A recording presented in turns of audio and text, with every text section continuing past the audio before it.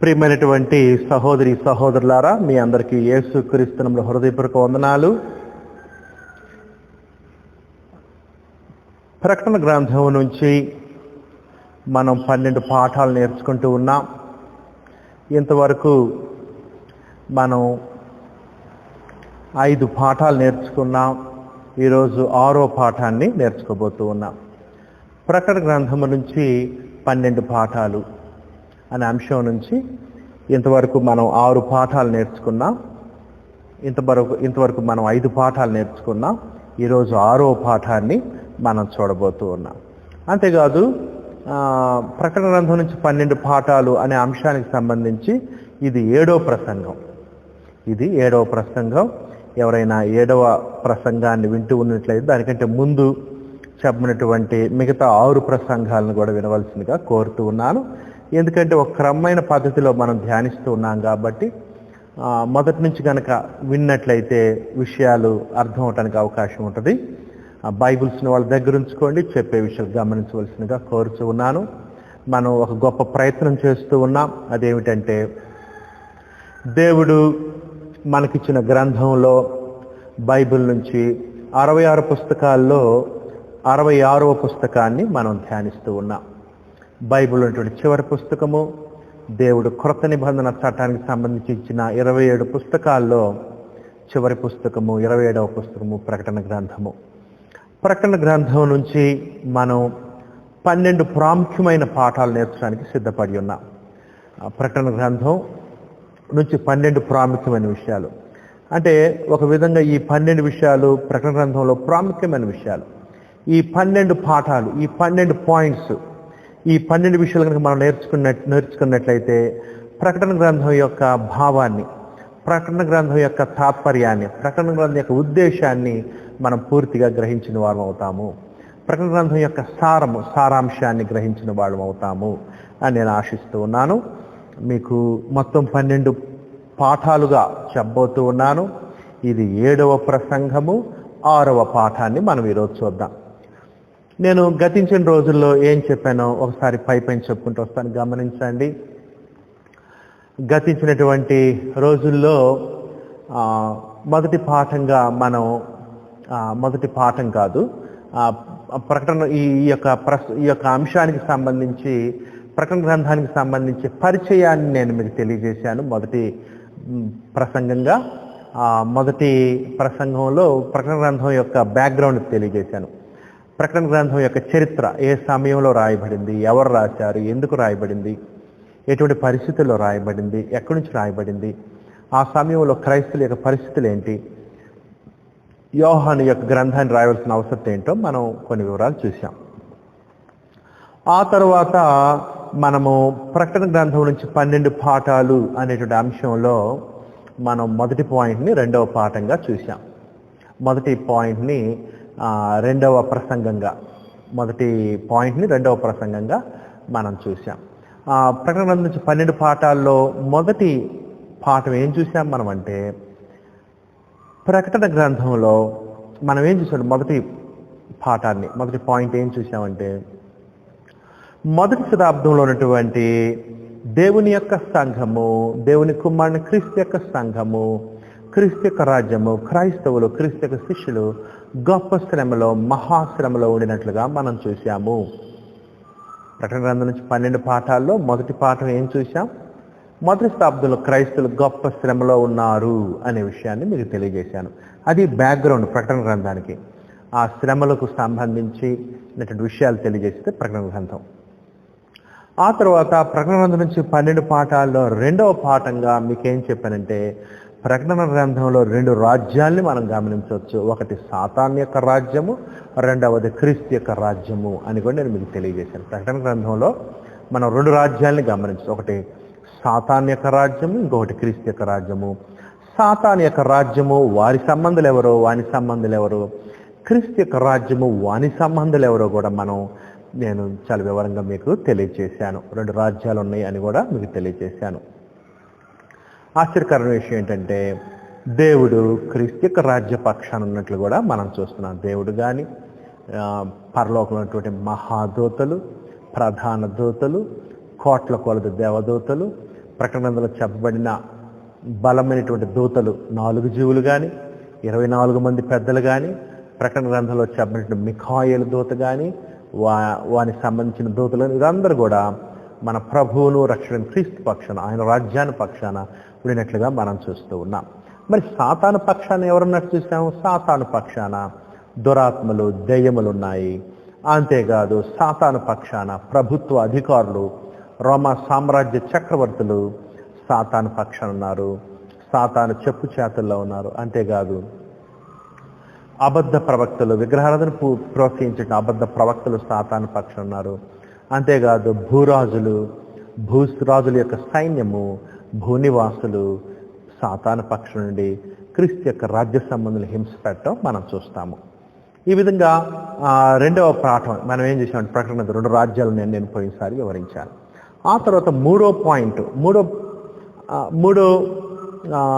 పాఠాన్ని మనం నేర్చుకున్నాము ప్రకటన గ్రంథం నుంచి.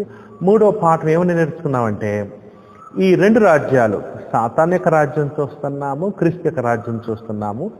ఈ 2 రాజ్యాల మధ్య యుద్ధం జరుగుతున్నట్లుగా మనం చూస్తున్నాము.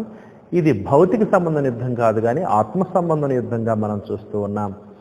సాతాను వాని సంబంధాలు క్రీస్తు రాజ్యం అనేటువంటి ఆయన సంఘాన్ని, క్రైస్తవుల్ని హింసించడం, తన రాజ్యంలోకి లాక్కోవటం మనం చూస్తున్నాం. అంతేకాదు క్రీస్తు యొక్క రాజ్యము సాతాను రాజ్యాన్ని వారి సంబంధం యుద్ధం చేస్తూ, ఆత్మస్వామి పోరాటం చేస్తూ, సత్య సువార్తను సాతాను సంబంధాలని క్రీస్తు యొక్క రాజ్యంలోనికి తీసుకురావాలనేటువంటి ప్రయత్నం చేస్తున్నట్లుగా మనం చూస్తూ ఉన్నాము. ఈ విధంగా 2 రాజ్యాలు యుద్ధంలో ఉన్నాయి. అందుకనే క్రైస్తవుడు యుద్ధంలో ఉన్నాడు. క్రైస్తవుడు సైనికుడు, దేవుని రాజ్యంలో క్రైస్తవుడు సైనికుడు. యుద్ధం చేయాలి సాతాను మీద, సాతాను శోధనల మీద, సాతాను ప్రేరణ చేత ఉన్నటువంటి వారి మీద, లోకం మీద, పాపం మీద, శరీరం మీద, లోక సంబంధ దురాశల మీద సాతానుడు యుద్ధం చేయాలి అనే విషయం కూడా మనం చూసాం. ఆ తర్వాత 4వ పాఠం ఏం చూసామంటే ప్రకటన గ్రంథం నుంచి 2 ముద్రలు. ఒకటి దేవుని ముద్ర వేయించుకున్నటువంటి జనము, రెండవది సాతాను ముద్ర, సాతాను ముద్ర ధరించుకున్న జనులు. ఈ 2 కూడా మనం చూస్తాం. 2 ముద్రలు, 2 సీల్స్ మనం చూస్తాం ప్రకటన గ్రంథంలో. ఒకళ్ళు దేవుని ముద్ర వేయించుకున్న వారు, దేవునికి లోబడేవాళ్ళు, దేవుని ఆయన కుమారుని క్రీస్తుని వెంబడించేవాళ్ళు,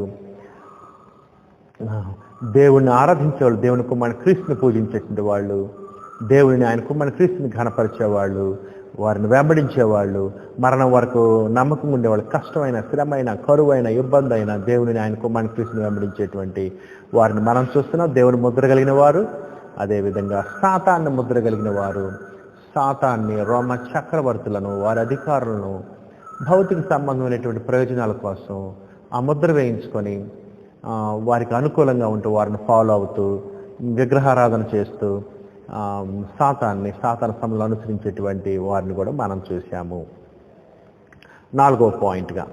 ఆ తర్వాత మనం ఏం చూసామంటే 5వ విషయం కూడా మనం చూసాం. 5వ విషయం ఏం చూసాం? పోయినసారి పాఠం చెప్పాను నేను, 6వ ప్రసంగంగా 5వ పాఠం చెప్పాను. 5వ పాఠం మనం ఏం చూసామంటే 2 స్త్రీలు కనపడుతూ ఉంటారు ప్రకటన గ్రంథంలో. 2 స్త్రీలు.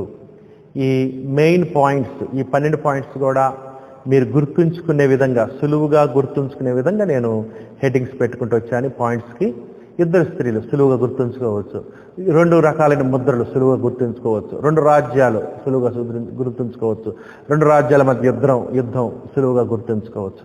ఈ విధంగా మనం 5వ పాఠంగా 5వ పాయింట్ని, 5వ పాఠాన్ని కూడా నేర్చుకున్నాం. 2 స్త్రీలు ఉన్నారు. ఒక స్త్రీ ఏమో దేవుని పక్షాన, ఆయన కుమారుని క్రీస్తు పక్షం ఉన్నటువంటి స్త్రీ. ఇంకొక స్త్రీ ఏమో సాతాను పక్షం ఉన్నటువంటి స్త్రీ. సాతాను పక్షం ఉన్నటువంటి స్త్రీ రోమా పట్టణం అని మనం చూసాం. దేవుని పక్షం, ఆయన కుమారుని క్రీస్తు పక్షం ఉన్నటువంటి స్త్రీ సంఘంగా కూడా మనం చూసాము.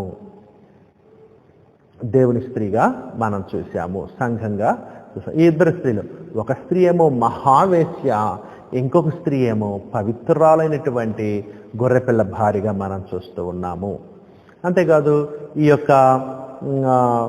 ఈ స్త్రీ క్రీస్తు యొక్క భార్య, దేవునికి సంబంధించిన స్త్రీ ఏ విధంగా సూచించబడిందంటే ఒక గొప్ప పట్టణంగా కూడా, తన భర్త కొరకు అలంకరించబడిన గొప్ప పరలోకమైన పట్టణంగా కూడా ఈ స్త్రీ వర్ణించబడినట్లుగా మనం చూసాం. ఈ విధంగా మనము ఐదో పాయింట్గా ఇద్దరు స్త్రీలను మనం చూసాం. ఈరోజు మనం 6వ పాఠాన్ని నేర్చుకుందాం. ప్రకటన గ్రంథం నుంచి 12 పాఠాల అంశంలో ఈరోజు మనం 6వ పాఠాన్ని నేర్చుకుందాం. ఇది 7వ ప్రసంగం. 7 ప్రసంగాలు 7 అయినాయి. ఇది 7వ ప్రసంగం అయినప్పటికీ పాఠాలు పాయింట్స్ చూసినట్లు ఇది 6వ పాయింట్. ప్రసంగాలు 7 కానీ పాయింట్స్ 6వ పాయింట్ను మనం ఈరోజు చూద్దాం. బైబిల్స్ని వాళ్ళ దగ్గర పెట్టుకోండి. ఈరోజు మనం ప్రకటన గ్రంథం నుంచి 12 పాఠాల్లో 6వ పాఠాన్ని నేర్చుకోబోతూ ఉన్నాం. 6వ పాయింట్ని నేర్చుకుని పోతున్నాం. 6వ పాయింట్ యొక్క హెడ్డింగ్ ఏంటంటే, ప్రకటన గ్రంథం నుంచి 12 పాఠాల్లో 6వ పాఠం యొక్క హెడ్డింగ్ ఏంటంటే, మొదటి శతాబ్దంలో క్రైస్తవులు హింసించబడుతున్నారని చూశాం కదా. మొదటి శతాబ్దంలో క్రైస్తవులు, క్రీస్తు యొక్క సంఘం హింసించబడటం వెనక ఎవరున్నారు? మొదటి శతాబ్దంలో క్రైస్తవులు హింసించడం వెనకాల క్రైస్తవులు హింసించబడ్డకు కారణం ఎవరు? క్రైస్తవులు హింసించబడ్డకు వెనకున్నటువంటి వారు ఎవరు? దేని వలన, ఏ కారణాల చేత మొదటి శతాబ్దంలో క్రైస్తవులు హింసించబడుతున్నారు? క్రైస్తవులు హింసించబడిన కారణాలు ఏంటి? ఎవరున్నారు క్రైస్తవులు హింసించబడటం వెనక? మొదటి శతాబ్దంలో ఉన్నటువంటి ఆ 7 సంఘాలు మనం చూసాం కదా. ప్రకటన గ్రంథము 7 సంఘాలకు రాయబడిన పుస్తకం ఇది. ఆ 7 సంఘాలు నేను పోయినసారి చెప్పాను. Ephesus, Smyrna, Pergamum, Thyatira, Sardis, Philadelphia, Laodicea అను 7 సంఘాలు ఉన్నాయి కదా. ఈ 7 సంఘాలు హింస, శ్రమ, చెర, సిలువ వేయబడటం, జంతువులకి ఆహారంగా ఇవ్వబడటం, క్రూర మృగాల్ని పోరాడమని ఆ యొక్క స్టేడియంస్లో, ఆ యొక్క ఆటశాలలో వారిని వేయటం, చెరసాల్లో వేయటము, ఖడ్గం చేత వారిని వధించటము, శిరచ్ఛేదనం చేయటము, ఈ విధంగా క్రీస్తు యొక్క సంఘానికి వస్తున్నటువంటి శ్రమల వెనకాల కారణాలేంటి? ఎవరున్నారు? ఎందుకు వీరికి శ్రమలు వస్తున్నాయి అని కనుక మీరు అడిగినట్లయితే ఈరోజు మనం దాన్ని 6వ పాఠంగా మనం నేర్చుకోబోతూ ఉన్నాం. మొదటి శతాబ్దపు క్రైస్తవుల శ్రమ వెనకాల ఉన్నవారెవరు అనేటువంటి విషయాన్ని మనం చూద్దాం. మొదటి శతాబ్దంలో క్రైస్తవులకి హింస రావటానికి 3 కారకులుగా మనం చూస్తూ ఉన్నాం. 3ని మనం చూద్దాం. 3 ఉన్నారు. ఈ మూడిటి వలన, ఈ 3 కారణాల వలన మొదటి శతాబ్దంలో క్రీస్తు యొక్క సంఘానికి హింసలు, శ్రమలు వచ్చినాయి. మొదటి శతాబ్దంలో ఉన్నటువంటి క్రైస్తవులు దారుణంగా, ఘోరంగా హింసించబడటానికి, పరీక్షించబడటానికి, శోధించబడటానికి, శ్రమకు గురి చేయబడటానికి, మరణానికి గురి చేయబడటానికి 3 కారణాలు వెనుకున్నట్లుగా మనం చూస్తున్నాం. 3 ప్రాధాన్యమైన కారణాలు ఈరోజు చూద్దాం. అదే మన పాఠం. 3 కారణాలు నేను మీకు తెలియజేస్తాను. ప్రకటన గ్రంథం నుంచే నేను మీకు తెలియజేస్తాను. మొదటి కారణం ఎవరంటే, మొదటి శతాబ్దంలో క్రైస్తవులు హింసింపడటానికి, శ్రమ పడటానికి మొట్టమొదటి కారణం ఎవరంటే, మొదటి కారణము ఎవరంటే దేవుడు అనే విషయాన్ని మీ ముందు ఉంచుతున్నాను. 3 కారణాలు ఉన్నాయని చెప్పాను కదా. క్రైస్తవులు శ్రమ పడటానికి, హింసింపడటానికి కారకులు 3 అని చెప్పాను కదా. అంటే 3 కారణాలు అని చెప్పాను కదా. ఒక కారణం ఏంటంటే దేవుడు. అంటే అర్థం ఏంటంటే, నా ఉద్దేశం దేవుడు డైరెక్ట్గా ఆ క్రైస్తవులు హింసించడం నా ఉద్దేశం కాదు. కానీ మొదటి శతాబ్దంలో క్రైస్తవులు హింసించబడటం, శ్రమ పడటానికి దేవుడు కూడా కారణమే. అంటే అర్థం ఏంటంటే, దేవుడు ప్రత్యక్షంగా కారణం కాకపోవచ్చు కానీ పరోక్షంగా కారణం. ఎట్లా అంటే దేవుడు అనుమతిచ్చాడు. అది నేను తెలియజేసే విషయం. అంటే అర్థం ఏంటంటే, మొదటి శతాబ్దంలో క్రైస్తవులు హింసించబడటానికి దేవుడు అనుమతి ఉంది, దేవుడి పర్మిషన్ ఉంది. ఎందుకంటే దేవుని పర్మిషన్ లేనిదే ఎవరు ఏది కూడా చేయలేరు. దేవుని అనుమతి లేనిదే ఏది కూడా జరగదు. అందుకని క్రైస్తవులు హింసించబడుతున్నాడంటే దేవుడు ఆ హింసించే వాళ్ళకి అనుమతి ఇచ్చాడు అనే విషయాన్ని మనం చూస్తూ ఉన్నాము. దేవుడు అనుమతి ఇచ్చాడు వాళ్ళకి. దేవునికి తెలుసు క్రైస్తవులు హింసించబడుతున్నారని. ఎవరు హింసించబడుతున్నారో దేవునికి తెలుసు. దేవుడు అనుమతి ఇచ్చాడు. ఒక ప్రత్యేక ఉద్దేశంతో దేవుడు అనుమతి ఇచ్చాడు అనే విషయాన్ని మీకు తెలియజేస్తూ ఉన్నాను. ఎట్లాగైతే ఆదాము హవ్వలను శోధించడానికి అపవాదికి అనుమతి ఇచ్చాడు, సర్పానికి ఏదెను వనంలో.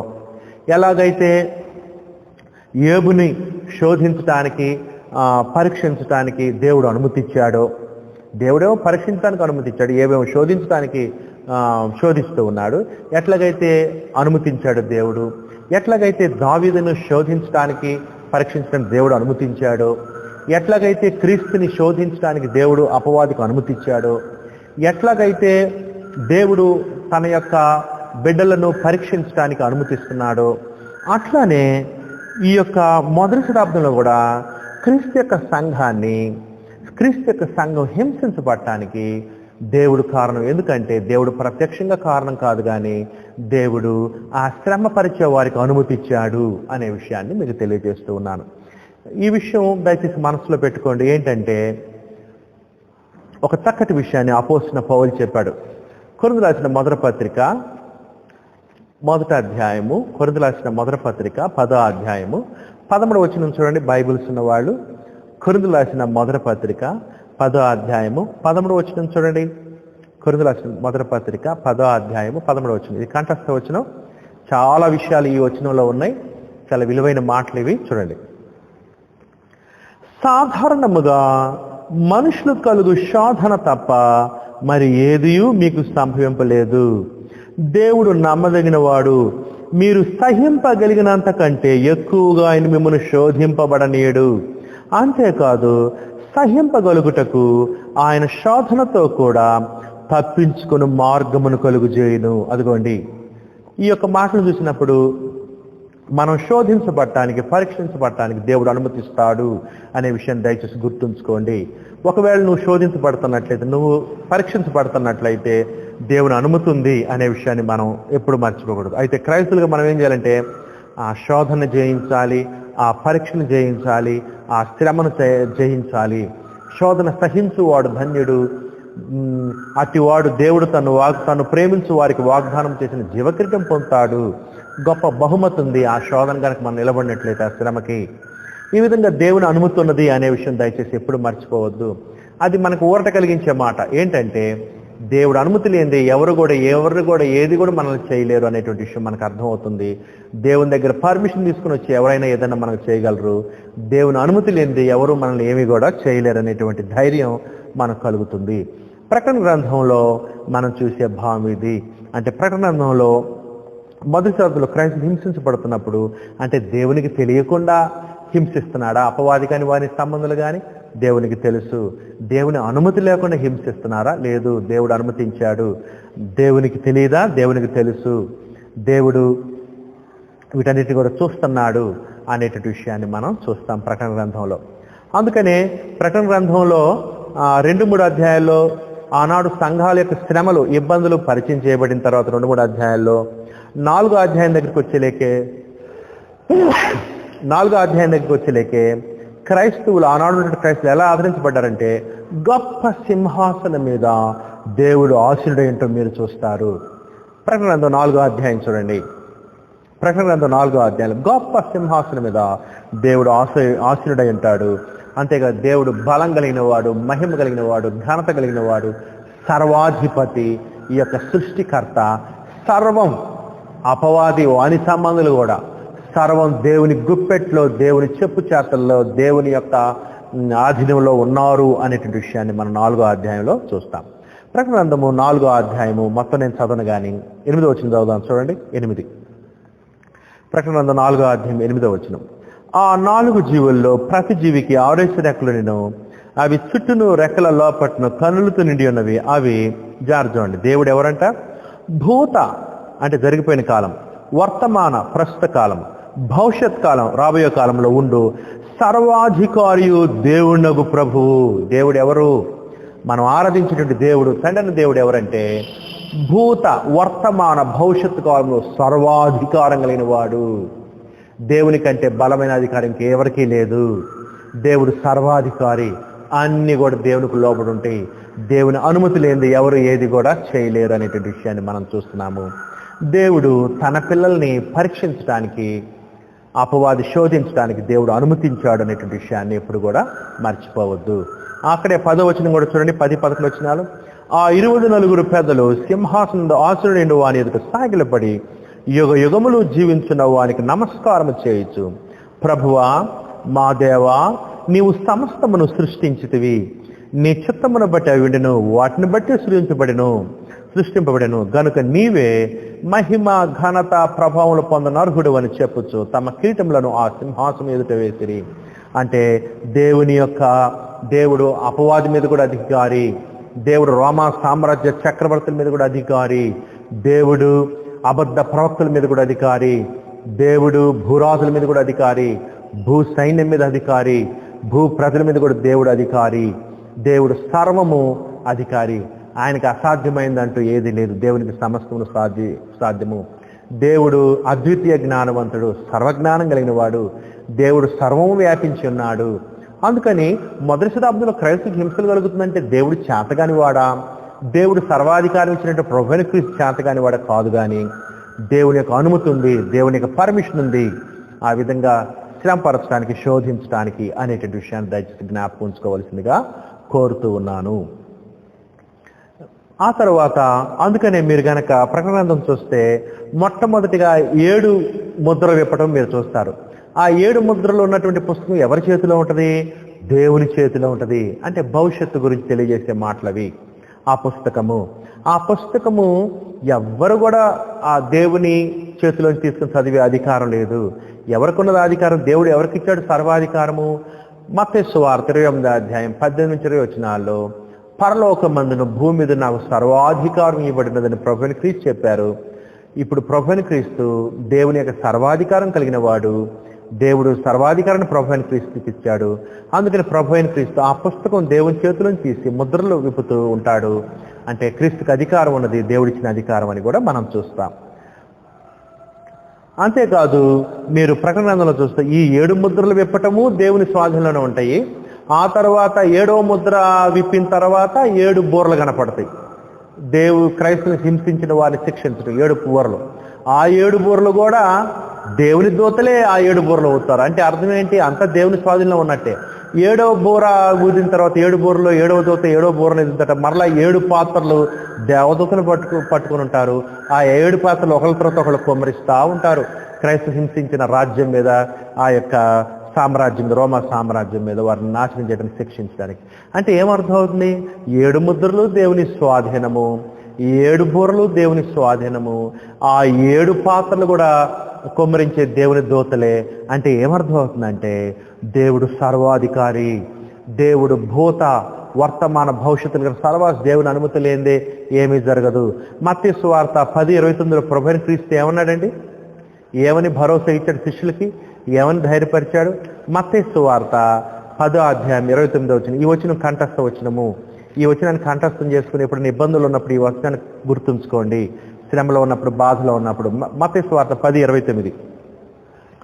2 పిచ్చుకలు కాసుకు అమ్మబడును కదా, ఆయనను మీ తండ్రి సెలవు లేనిదే వాటిలో ఒకటైన నేలన పడదు. ఒక పిచ్చుకు కూడా చచ్చిపోవాలంటే, చిక్కాలంటే, నేల మీద పడాలంటే దేవుని అనుమతి ఉండాలి. 2 పిచ్చుకలు ఒక కాసుకు అమ్మను. పిచ్చుకు చాలా చీపు. ఒక కాసుకే 2 పిచ్చుకలు ఇస్తారు. బేరం ఆడితే 3 పిచ్చుకలు ఇస్తారు ఒక కాసుకి. అంత అల్పమైనవి సైతం దేవుని స్వాధీనంలో ఉన్నాయి. దేవుని అనుమతి లేనిది ఎవరు ఒక పిచ్చుకుని చంపలేరు. దేవుని అనుమతి లేనిది ఎవరు ఒక క్రైస్తవుని ముట్టుకోలేరు, చంపలేరు అని మనం చూస్తున్నాం. అంటే అర్థం ఏంటంటే అక్కడ 29 వచ్చిన అర్థం ఏంటంటే మీ తండ్రి సెలవు లేక వాటిలో ఒకటైన నేలబడదు. అందుకని దేవుని చిత్తం ఉంటేనే ఎవరైనా మనల్ని ఏదైనా చేయగలరు. దేవుని అనుమతి ఉంటేనే, లేకపోతే ఎవరు కూడా మనల్ని ఏం చేయలేరు. దేవుడు మనం సహించగలిగినంతకంటే ఎక్కువగా శోధింపనీయడు. దేవుడు అనుమతి ఇచ్చేటప్పుడు మన యొక్క విశ్వాస స్థాయిని బట్టి అనుమతిస్తాడు. మనం ఆ యొక్క శ్రమని, శోధనని జయించాలి, సహించాలి. మరణం వరకు కూడా దేవునికి, ఆయన కుమారుని క్రీస్తుకు నమ్మకంగా ఉండాలి అని మనం చూస్తూ ఉన్నాం. ఈ విధంగా ప్రకటన గ్రంథం యొక్క సారాంశం ఇదే. ప్రకటన గ్రంథం యొక్క సారాంశం ఏంటంటే క్రైస్తవులు శ్రమలు వస్తున్నప్పుడు ఆశ్చర్యపడాల్సిన పని లేదు. దేవుడు అనుమతి ఇచ్చాడు. మనం సహించగలిగినందుకంటే ఎక్కువగా అనుమతి ఇయ్యడు. మనమైతే ఏం చేయాలంటే దేవుని మీద భారం వేసి మరణం వరకు నమ్మకంగా ఉండాలి అని, జయించాలి శోధనల్ని, మరణం వరకు నమ్మకంగా ఉండాలని దేవుడు తెలియచేస్తూ ఉన్నాడు. ఆ తర్వాత ప్రకటన గ్రంథంలో పదే చూసే ఒక మాట ఏంటంటే అధికారమియ్యబడెను అనే ఒక పదము పదే చూస్తాం ప్రకటన గ్రంథంలో. ఏంటి ఆ మాట యొక్క సారాంశము? అధికారమియ్యబడెను. అధికారమియ్యబడిన అంటే అర్థం ఏంటంటే సర్వాధికారి దేవుడు, ఆధికారి దేవుడు తన కుమారుని క్రీస్తుకి ఇచ్చాడు. అంతేకాదు ఈ భూలోకంలో ఎవరైనా ఏదైనా అధికారం కలిగి ఉన్నాడంటే అది క్రీస్తు ఇచ్చినటువంటి అధికారమే, లేకపోతే తండ్రి దేవుడు అనుమతి ఇచ్చిన అధికారమే అనే విషయాన్ని మనం చూస్తున్నాం. అందుకని మీరు చూస్తే అధికారం ఇవ్వబడిను అంటే కొద్దిగా అధికారం దేవుడు ఇచ్చాడు, కొంతకాలం శ్రమపరచడం అనుమతి ఇచ్చాడు, కొంతకాలం సాతాను వాని సంబంధులు తమ ఇష్టాన్ని నెరవేర్చడం దేవుడు అనుమతి ఇచ్చాడు, దేవుడు అధికారం ఇచ్చాడు. మనం భయపడాల్సిన పని లేదు, ఎందుకంటే సర్వాధికారి దేవుడు. ఒకవేళ సాతాను మనల్ని శోధించిన వాని సంబంధం మనల్ని హింసించినది కొద్ది కాలమే. వాటిని మనం ఏం చేయాలంటే జయించాలి, సహించాలి, మరణం వరకు నమ్మకంగా ఉండాలి అనేటువంటి విషయం మనం చూస్తాం. అందుకని ప్రకటన గ్రంథంలో క్రైస్తులు శ్రమ హింసకు గురవుతున్న వెనకాల కారణాలు ఏంటి? 3 కారణాలు ఉన్నాయని చెప్తున్నాను. ఒక కారణం ఏంటంటే దేవుడు అనుమతించాడు కాబట్టి, లేకపోతే ఆ శ్రమలు వచ్చాయి కాదు, దేవుడు అనుమతించాడు అనేటువంటి విషయాన్ని మీకు తెలియజేస్తున్నాను. చూడండి, దేవుడు అధికారం ఇచ్చాడు అనేటువంటి విషయం పదే పదే కనపడింది మనకి. ప్రకటన గ్రంథం 6వ అధ్యాయం 1వ వచనం చూడండి. ప్రకటన 6:1. ఆ గొర్రె పిల్ల ఆ ఏడు ముద్రలో ఒకదాన్ని విప్పినప్పుడు నేను చూడగా ఆ 4 జీవుల్లో ఒకటి రమ్ము అని ఉరుము వంటి స్వరంతో చెప్పేటువంటి చూసారా, ఇక్కడ ఆనాడు జరుగుతున్నటువంటి శ్రమలు చూస్తున్నాము. ఆ యొక్క క్రీస్తు ప్రభు ముద్రలు విప్పుతుంటే శ్రమలు కలుగుతూ ఉంటాయి. అంటే అర్థం ఏంటంటే ఇవన్నీ కూడా దేవుని స్వాధీనంలో, దేవుని ఆధీనంలో ఉన్నటువంటి సంఘటనలే. క్రైస్తులు హింసించబడటం దేవునికి తెలిసిన సంగతే. దేవుడు వాటికి అనుమతి ఇచ్చాడు, వారికి అనుమతి ఇచ్చాడు అనేటువంటి విషయాన్ని మనం చూస్తున్నాం. అక్కడ ప్రకటన గ్రంథం 6వ అధ్యాయం 4వ వచనం చూడండి. ప్రకటన 6:4. ప్రకటన 6:4. అప్పుడు ఎర్రనిదైన వేరొక గుర్రము బయలువెళ్ళెను. మనుషులు ఒకరినొకడు చంపుకున్నట్లు, భూలోకంలో సమాధానం లేకుండా చేయనట్లు ఈ గుర్రం మీద కూర్చున్న వానికి అధికారం ఇవ్వబడెను. అది చూసారా, దేవుడు పర్మిషన్ ఉంది, దేవుడు అధికారం ఇచ్చాడు. అయితే ఆ అధికారాన్ని దుర్వినియోగం చేస్తూ ఉన్నారు. అపవాది సంబంధులు దేవుడు అధికారం ఇస్తే ఆ అధికారాన్ని దుర్వినియోగం చేస్తూ ఉంటారు. అపవాది సంబంధులు దేవుడు అధికారం ఇచ్చాడు, అయితే ఆ అధికారాన్ని వారు దుర్వినియోగం చేస్తూ ఉంటాడు. దేవుడు తన కుమారుని క్రీస్తుకి అధికారం ఇచ్చాడు, అయితే క్రీస్తు ఆ అధికారాన్ని దుర్వినియోగం చేయడు. అపవాది వారి సంబంధులు అయితే దేవుడు వారికి ఇచ్చినటువంటి స్వేచ్ఛని, వారికి ఉన్న అధికారాన్ని వారిని దుర్వినియోగం చేయటం మనం లేఖనాల్లో చూస్తూ ఉంటాం. ప్రకటన గ్రంథము 6వ అధ్యాయం 6వ వచనం కూడా చూడండి. 6:6. మరియు దేనారమునకు 1 సేరు గోధుమలనియు, దేనారమునకు 3 సేర్ల యవలనియు, నూనెను ద్రాక్షను పాడు చేయవద్దనియు ఆ 4 జీవుల మధ్య ఒక స్వరం పలుకుటనట్టు నాకు వినపడెను. అది చూసారా, ఒక స్వరం దేవుని యొద్ద నుంచి 4 జీవుల నుంచి ఏం స్వరం వచ్చింది? వచ్చిందంటే ఇదిగో ఇట్లా చేయొద్దు, ఇట్లా చేయండి, పాడు చేయొద్దు, ఫలాంది, ఇంతవరకు మీకు అనుమతి, ఇదిగో ఇంతవరకు అనుమతి, మీ బౌండరీస్ ఇవే, ఇంతకంటే దాటి వెళ్ళకూడదు అని చెప్పబట్టే ఇక్కడ మనం చూస్తున్నాం. ప్రకటన గ్రంథము 6వ అధ్యాయం 8వ వచనంలో కూడా చూడండి. అప్పుడు నేను చూడగా ఇదిగో పాండుర వర్ణము గల ఒక గుర్రము కనబడిను. దాని మీద కూర్చున్న వాని పేరు మృత్యువు. పాతాళలోకము వారిని వెంబడించిన ఖడ్గం వలన, కరువు వలన, మరణం వలన, భూమిలో నుండి క్రూర మృగముల వలనను, అదిగోండి క్రూర మృగాలు, భూమిలో నుండి క్రూర మృగముల వలన భూనివాసం చంపుటకు భూమి యొక్క 4వ భాగం పైన అధికారము వానికి ఇవ్వబడెను. అదిగో దేవుడిచ్చాడు అధికారము. అయితే ఆ అధికారాన్ని దుర్వినియోగం చేస్తున్నారు, కానీ దేవుడు ఆ అధికారం ఇచ్చాడు, అనుమతి ఇచ్చాడు అనేటువంటి విషయం మనం చూస్తూ ఉన్నాము. ఎలాగైతే దేవుడు అపవాదికి అనుమతి ఇచ్చాడో ఆ యోబును శోధించడానికి కొన్ని బౌండరీస్ చేసి, కొన్ని హద్దులు పెట్టి, ఇదిగో ఇంతకంటే నువ్వు ఎక్కువ శోధించవచ్చు, ఇదిగో నువ్వు ఈ పరిధిలో నీ యొక్క పని చేయాలి అని ఎట్లయితే దేవుడు సాతానికి పరిధులు ఏర్పాటు చేశాడు, అధికారం ఇచ్చాడు, అట్లానే ఇక్కడ ప్రకటన గ్రంథంలో కూడా క్రైస్తుల్ని హింసించడానికి, క్రైస్తుల్ని శోధించడానికి దేవుడు అపవాది కొన్ని సరిహద్దులు వేసి అనుమతించడం మనం చూస్తూ ఉంటాం. ప్రకటన గ్రంథము 7వ అధ్యాయం 2వ వచనం చూడండి. ప్రకటన గ్రంథము 7వ అధ్యాయం 2వ వచనము. ప్రకటన గ్రంథం 7:2. బైబిల్స్ ఉన్న వాళ్ళు ప్రకటన గ్రంథం 7వ అధ్యాయం 2వ వచనం చూడండి. 2వ వచనం. మరియు సజీవుడగు దేవుని ముద్ర గల వేరొక దూత సూర్యోదయ దిశ నుండి పైకి వచ్చుడు చూచుదని భూమికిని సముద్రమునకును హాని కలుగు చేయుటకి అధికారం పొందిన ఆ 4 దూతలలో, అది చూసారా, దూతలు కూడా దేవుని అధికారం పొందుతారు, దేవుని ఇచ్చిన అధికారం మేరలో పనిచేస్తూ ఉంటారు. బాధాకరణ విషయం, ఆశ్చర్యకరణ విషయం ఏంటంటే దేవుడిచ్చినటువంటి అధికారము క్రీస్తు ప్రభు కానీ దూతలు కానీ సద్వినియోగం చేస్తుంటారు, దేవునికి మహిమకరంగా వాడుతుంటారు ఆ అధికారాన్ని. వీళ్ళైతే దేవుడిచ్చినటువంటి అధికారాన్ని దుర్వినియోగపరచడం మనం చూస్తుంటాం, అపవాది సంబంధులు. ఆ వ్యత్యాసం గమనించవచ్చు. ఆ తర్వాత ప్రకటన 9:4 చూడండి. ప్రకటన 9:4. మరియు నొసళ్ళ యందు దేవుని ముద్ర గల మనుషులకే తప్ప భూమిపైన గడ్డికైన ఏ మొక్కైన మరి ఏ వృక్షమైన హాని కలుగు చేయడని వాటికి ఆజ్ఞ ఇవ్వడెను. అంటే దేవుడు అపవాదిని శోధించడానికి అనుమతి ఇచ్చినప్పుడు అపవాది సంబంధులను కొన్ని పరిధులు ఏర్పాటు చేసి ఇస్తాడు అనేటువంటి విషయం మనకు అర్థమవుతుంది. అందుకని మనమేం భయపడాల్సిన పని లేదు అపవాది శోధనకు కానీ శ్రమ కానీ. ఎందుకంటే దేవుడు పరిధులు ఏర్పాటు చేశాడు. అంతేకాదు దేవుడు అనుమతి ఇచ్చాడు. మనమైతే ఏం చేయాలంటే అటువంటి సమయాల్లో కూడా అది దేవుని చిత్తం కాబట్టి, దేవుడు అనుమతి ఇచ్చాడు కాబట్టి మనం ఏం చేయాలంటే మనం శోధింపగలిగినంతకంటే ఎక్కువగా శోధించడానికి అనుమతి ఇవ్వడు కాబట్టి పరిధులు ఏర్పాటు చేసి ఆ విషయం గుర్తుంచుకుని దేవుని పట్ల గొప్ప విశ్వాసంతో ఆ శ్రమల శోధన జయించి జీవక్రియను పొందేటట్లుగా మనం సిద్ధపడవలసిన వారమై ఉన్నాం. ఈ విషయాన్ని ప్రకటన గ్రంథంలో మొదటి శతాబ్ద క్రైస్తవులకు తెలియజేయబడింది. ప్రకటన గ్రంథం 9వ అధ్యాయం 4వ వచనం చదివాం కదా. ప్రకటన గ్రంథం 9వ అధ్యాయం 5వ వచనం కూడా చూడండి. మరియు వారిని చంపుటకు అధికారం ఇవ్వబడలేదు కానీ, అదిగోండి 5 నెలల వరకు బాధించుటకు వారికి అధికారం ఇవ్వండి. అంటే అర్థం ఏంటి? 5 నెలలు అంటే కొద్ది కాలము, పూర్తి కాలం కాదు. కొద్ది కాలం చంపడానికి అధికారం ఇవ్వబడలేదు కానీ శ్రమపరచడానికి అధికారం ఇవ్వబడింది. అట్లా సేమ్ ఏబుకి ఎట్లయితే విషయం ఎట్లయితే అపవాదికి అనుమతి ఇచ్చాడు ఆ విధంగా. ప్రకటన గ్రంథం 9వ అధ్యాయం 10వ వచనం చూడండి. తేళ్ల తోకల వంటి తోకలు కొండ్లు కొండ్లను వాటికుండెను. 5 నెలల వరకు వాటి తోకల చేత మనుషులను హాని చేయుటకు వాటికి అధికారం ఇవ్వబడెను. చూసారా, శ్రమకు గురి చేయడానికి క్రైస్తవుల్ని హింసకు గురి చేయడానికి అధికారం ఇవ్వబడింది. అయితే క్రైస్తవులు ఏం చేయాలి? దేవుని మీద అటువంటి శ్రమలో కూడా విశ్వాసంతో వాటిని జయించాలి, సహించాలి, ప్రార్థన చేయాలి, ఓపిక పట్టాలి, క్రీస్తు కలిగిన మనసు ధరించుకోవాలి.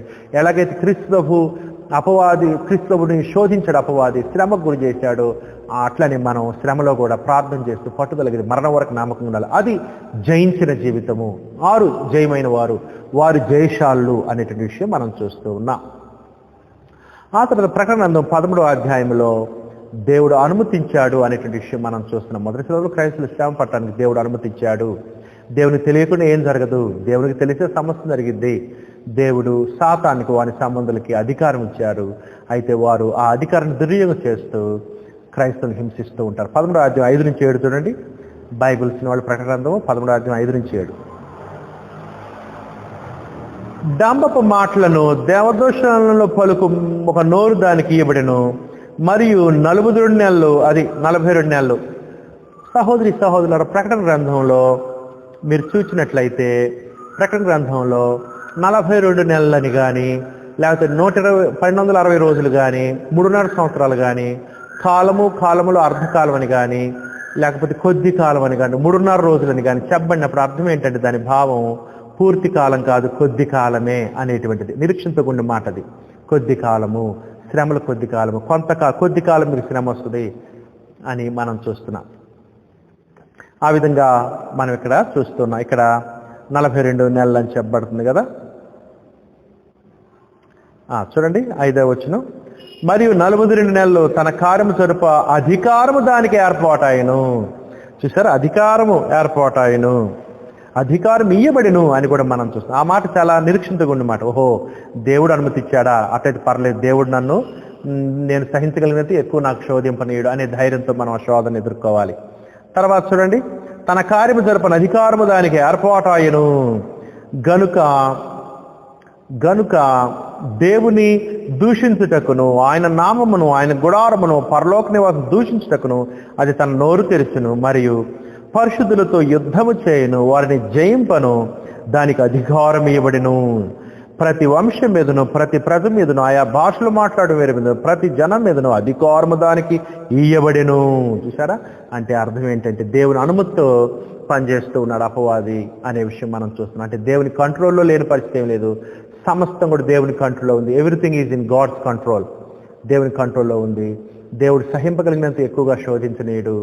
అంతేకాదు మనం ఆ శోధనను సహించాలి, శ్రమ ఓర్చుకోవాలి, విశ్వాసం నిలబడాలి అని కూడా మనం చూస్తూ ఉన్నాం.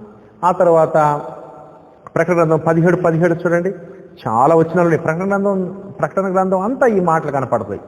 ప్రకటన గ్రంథం 17 దేవుని మాటలు నెరవేరు వరకు వారు ఏకాభిప్రాయం గల వారే తమ రాజ్యమును ఆ మృగమునకు అప్పగించడం వలన తన సంకల్పం కొనసాగించి దేవుడు వారికి బుద్ధి పుట్టించాను. చూసారా, దేవుని చిత్త ప్రకారమే అనుమతున్నది అని కూడా మనం చూస్తూ ఉన్నాం. ప్రకటన 20వ అధ్యాయము మొదటి 3 వచనాలు. ప్రకటన 20వ అధ్యాయం మొదటి 3 వచనాలు. మరియు పెద్ద సంఖ్యలను చేత పట్టుకొని అగాధం యొక్క తాళపు చెవులుగా ఒక దేవదూత పరలోకం నుండి దిగి వచ్చి చూచుదని అతడు ఆది సర్పమును అనగా అపవాదియు సాతానును అను ఆ ఘట సర్పమును పట్టుకొని 1000 సంవత్సరములు దాన్ని బంధించి అగాధములో పడవేసిను. ఆ 1000 సంవత్సరాలు గడుచు వరకు ఇక జనములను మోసపరుచుకున్నట్లు అగాధమును మూసి దానికి ముద్ర వేసిను. అటు పిమ్మట వాడు కొంచెం కాలం విడిచిపెట్టబడవలను. చూసారా, అపవాది కూడా దేవుని స్వాధీనంలో ఉన్నాడు అనేటువంటి విషయం మనం చూస్తూ ఉన్నాము. దేవుడు అనుమతి లేని అపవాది ఏం చేయలేడు అనే విషయాన్ని కూడా మనం చూస్తాం. ప్రకటన 20వ అధ్యాయము 7-15 వచనాలు. 20వ అధ్యాయం 7-15 వచనాలు. ఇక్కడ దేవుడు సర్వాధికారి కాబట్టి అపవాదిని వాని సంబంధాలను శిక్షించడం మనం చూస్తూ ఉన్నాం. ప్రకటన 20వ అధ్యాయం 7-15 వచనాలు. 1000 సంవత్సరాలు గడిచిన తరువాత సాతాను తానున్న చెరలో విడిపింపబడును. భూమి నలుదిశలు యందుండు జనములను లెక్కకు సముద్రపు ఇసుకవలే ఉన్న గోగు మాగోగు అను వారిని, అంటే దేవుని శత్రువులను పోగు చేస్తున్నాడు అపవాది ఇక్కడ, అను వారిని మోసపరిచి వారిని యుద్ధమునకు పోగు చేయటకు వాడు బయలుదేరను. క్రైస్తవులు హింసించాలని ప్రయత్నిస్తున్నాడు. వారు భూమి అంతటా వ్యాపించి పరిశుద్ధుల శిబిరమును, అంటే క్రీస్తు యొక్క సంఘాన్ని, ప్రియమైన పట్టణమును, దేవుని పట్టణాన్ని ముట్టడి వేయగా పరలోకం నుండి అగ్ని దిగి వచ్చి వారిని దహించెను. వారిని మోసపరిచిన అపవాది అగ్నిగంధము గల గుండములో పడవేయబడెను. అచ్చట క్రూరములకును అబద్ధ ప్రవక్తలు ఉన్నారు. వారు యుగయుగములో రాత్రి మగళ్ళు బాధింపడదురు. అపవాది యొక్క గమ్యం ఏంటో మనకు తెలుసు, నరకము, నిత్య శిక్ష. అపవాది యొక్క సమయంలో దెయ్యముల యొక్క గమ్యం ఏంటో మనకు తెలుసు, నిత్య శిక్ష, నరకము. అంతేకాదు అపవాదిని అనుసరించినటువంటి క్రూర మృగము, లేకపోతే రోమా చక్రవర్తులు, భూరాజులు, అబద్ధ ప్రవక్త, విగ్రహాలను ప్రోత్సహించినట్టు వారందరి యొక్క గమ్యం ఏంటో మనకు తెలుసు. అపవాదిని వారిని వెంబడించిన వాని గతి ఏంటో మనకు తెలుసు. కాబట్టి మనం అపవాదిని వెంబడించకూడదు. అపవాది పెట్టే శోధనలో, శ్రమలో మనం ఎదుర్కొని మనము నిలవాలి అనే విషయాన్ని మీకు తెలియజేస్తూ ఉన్నాను. ఈ విధంగా మీరు ప్రకటన గ్రంథంలో మనం ఏం చూస్తామంటే దేవుని తెలియకుండా ఏమి జరగదు, అంతేకాదు సమస్తము దేవుని స్వాధీనంలో ఉన్నాయి అనేటువంటి విషయం మనం చూస్తాం. ఒకవేళ క్రైస్తవులు శ్రమలు వచ్చినా దేవునికి తెలియకుండా ఏది రాలేదు, దేవుని అనుమతితోనే వచ్చింది అనేటువంటి విషయాన్ని క్రైస్తవులు తెలుసుకోవాలని కోరుతున్నాను. ఆ తర్వాత మీరు చూస్తారు, మరి 7 ముద్రలు విప్పటం దేవుని స్వాధీనంలో ఉన్నట్లుగా మీరు చూస్తారు. ప్రకటన గ్రంథం 6-8 అధ్యాయాల్లో, ప్రకటన గ్రంథం 6-8 అధ్యాయాలు 7 ముద్రలు విప్పటం మీరు చూస్తారు. అవన్నీ దేవుని స్వాధీనంలో ఉన్నట్టుగా మనం చూస్తాం. 4వ భాగం వరకే మాత్రమే హింస కలుగు చేయటం మనం చూస్తున్నాం. 4వ భాగం వరకు భూమిని పాడు చేయడానికి అధికారం ఉంది. ఆ తర్వాత 7 ముద్రలు అయిపోయిన తర్వాత 7 బోర్లు అవుతున్నప్పుడు ప్రకటన 8వ అధ్యాయం నుంచి 11వ అధ్యాయం దాకా 7 బోర్లు అవుతుంటాం మనం చూస్తున్నాం. 7 బోర్లప్పుడు ముందేమో 4వ భాగం హింస కలిగింది కదా, ఇప్పుడు 3వ భాగం హింస కలగటానికి దేవుడు పర్మిషన్ ఇచ్చినట్లుగా మనం చూస్తూ ఉన్నాం. ఆ తర్వాత 7 బోర్లు వచ్చిన తర్వాత 7 పాత్రలు దేవదూతలు కుమ్మరించడం మనం చూస్తూ ఉన్నాం.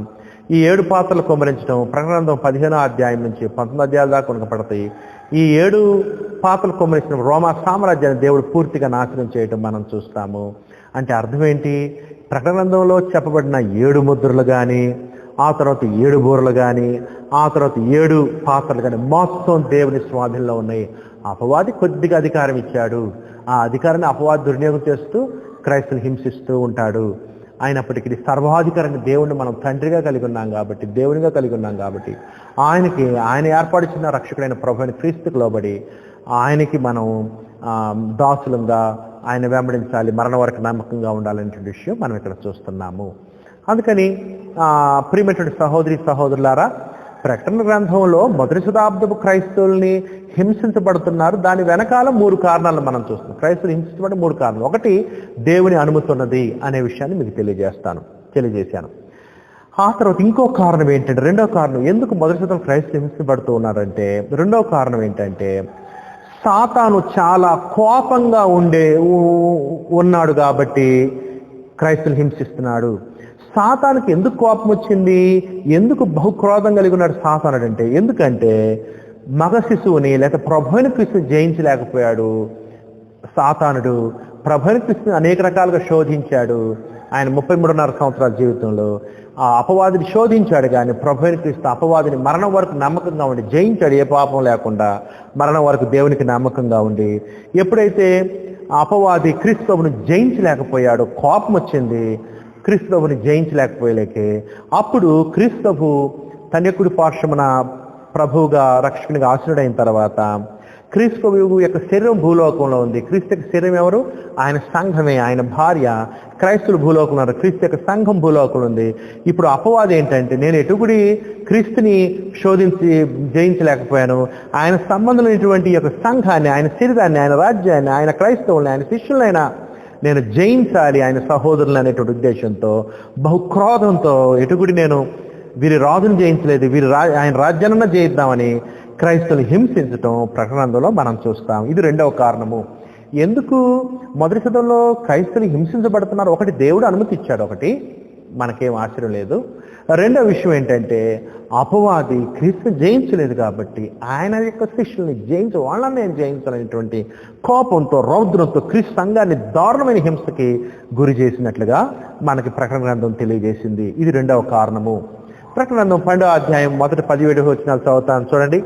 బైబిల్స్ ఉన్న వాళ్ళు దయచేసి చూడండి. ప్రకటన గ్రంథము 12వ అధ్యాయం మొదటి 17 వచనంలో 17 వచనాలు ఈ కారణం మీరు చూడొచ్చు.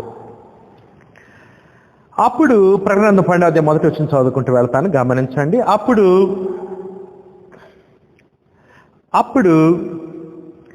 పరలోకమందు ఒక గొప్ప సూచన కనబడెను. అదేదనగా సూర్యుని ధరించుకుని యొక్క స్త్రీ, ఇదిగో చూసారా, ఈ స్త్రీ ఎవరంటే దేవునికి సంబంధించిన స్త్రీ. ఈ స్త్రీ పాత నిబంధనలో ఇశ్రాయేలుకి సాదృశ్యం కనపడుతుంది, క్రొత్త నిబంధనలో క్రైస్తవులకు సాదృశ్యం కనపడుతుంది. ఈ యొక్క స్త్రీ కానీ ఆమె సంబంధాలు కానీ అదేదనగా సూర్యుని ధరించుకున్న యొక్క స్త్రీ, ఆమె పాదముల క్రింద చంద్రుడును, శిరస్సు మీద 12 నక్షత్రములు కిరీటములు ఉండెను. చూసారా, ఈ యొక్క స్త్రీ సూర్యుడు, చంద్రుడు, 12 నక్షత్రాలు కలిగినటువంటి స్త్రీ. మీరు ఆదికాండం 37:9-11 వచనాలు చూసినట్లయితే ఇటువంటి దర్శనమే, కళే యోసేపు కలిగిద్ది. యోసేపు యొక్క తల్లిదండ్రులు సూర్యుడు, చంద్రులు. అంతేకాదు 12 మంది యోసేపు యొక్క సహోదరులు, 12 మంది అంటే ఇశ్రాయేల్ అన్నమాట, దేవుని ప్రజలు, దేవుడు ఏర్పరిచిన ప్రజలు, పాత నిబంధన కాలంలో ఇశ్రాయేల్ అని ఈ స్త్రీ సూచనగా ఉంది, పాత నిబంధన దేవుని ప్రజలకు సూచనగా. రెండవ వచనం, ఆమె గర్భవతి ప్రసవ వేదన పడుచు ఆ నొప్పులో కేకలు వేయించుండెను. అది దేవుడు ఏం వాగ్దానం చేశాడు? అబ్రహాము సంతానానికి, ఇశ్రాయేలుకి యూదాగోత్రం నుంచి లోకరక్షకుని తెస్తానని చెప్పాడు. అబ్రహాంకి ఏం చెప్పాడంటే, నీ సంతానం ద్వారా సర్వలోకాన్ని దీవిస్తున్నాడు. అంతేకాదు నీ సంతానం ద్వారా సర్పాన్ని చితక తొక్కుతానని కూడా దేవుడు ఏదైనా తోటలో ఆదికాండం 3:15 ప్రామిస్ చేశాడు. అట్లనే సాతాను యొక్క తలను చితకు దక్కేట ప్రభువైన క్రీస్తు ఇశ్రాయేలు వంశంలో నుంచి వస్తాడు, యోధా గోత్రం నుంచి వస్తాడు. ఆయనే ప్రభువైన క్రీస్తు మగ శిశువు. రెండవ వచనం, ఆమె గర్భిణి అయి ప్రసవ వేదన పడుచు ఆ నొప్పులకు కేకలు వేయించిండెను. అంతటా పరలోకమందు ఇంకొక సూచన కనబడెను. ఇదిగో ఎర్రని మహాగఢ సర్పము, దానికి 7 తలలను 10 కొమ్ములను ఉండెను. దాని తల్ల మీద 7 కిరీటములు ఉండెను. చూసారా, 7 తలలు అంటే కుటిలమైన బుద్ధి, సంపూర్ణమైన కుటిలమైన బుద్ధి ఉంది. 10 కొమ్ములు అంటే అర్థం ఏంటంటే బలము. 7 కిరీటములు అధికారము కూడా ఉన్నది, దేవుడిచ్చిన అధికారం ఉన్నది అని కూడా మనం చూస్తూ ఉన్నాం. ఎర్రని మహాగఢ సర్పము, ప్రకటన గ్రంథంలో ఎర్రని మహాగఢ సర్పము సర్పం అని మనకు తెలుసు, ఆది సర్పం అని కూడా పిలువబడ్డాడు. ఈ యొక్క అపవాది ఏం చేస్తున్నాడు?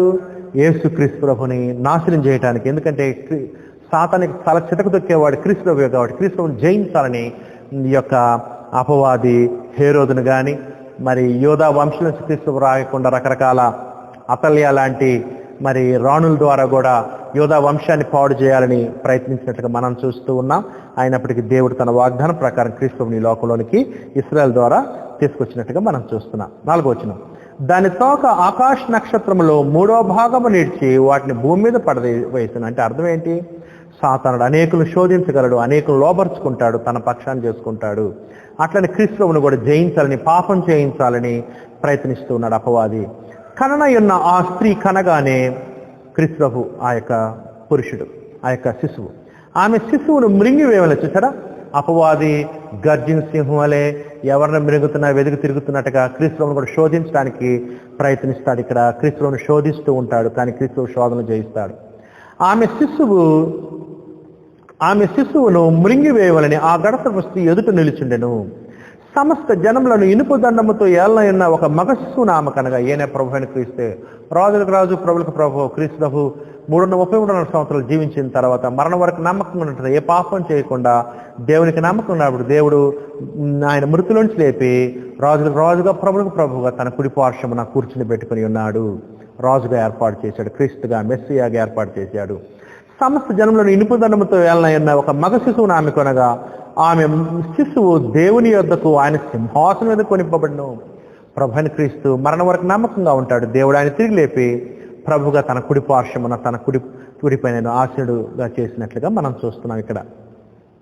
ఆ స్త్రీ అరణ్యమునకు పారిపోయాను. అచ్చట వారు 1260 దినములు ఆమెను పోషింపాలని దేవుడు ఆమెకు ఒక స్థలము సిద్ధపరిచినాడు. ఆ స్త్రీకి, దేవుని ప్రజలకి దేవుని కాపుదల, భద్రత ఉంటుంది.